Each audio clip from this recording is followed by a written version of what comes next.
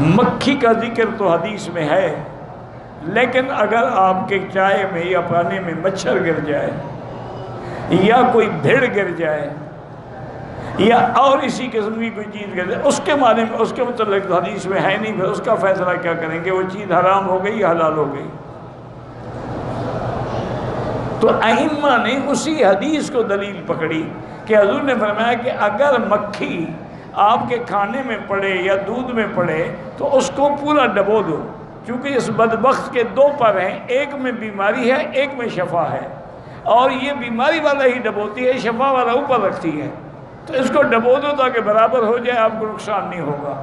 تو علماء نے مسئلہ نکالا کہ چونکہ مکھی میں دم مسفوح نہیں ہوتا، وہ خون نہیں ہوتا جو ذبح کے وقت نکلتا ہے، اس کا معنی یہ ہے کہ جن جن چیزوں میں دم مسفوح نہیں ہے وہ بھی اگر کھانے میں پکڑ پڑ جائے تو جائز۔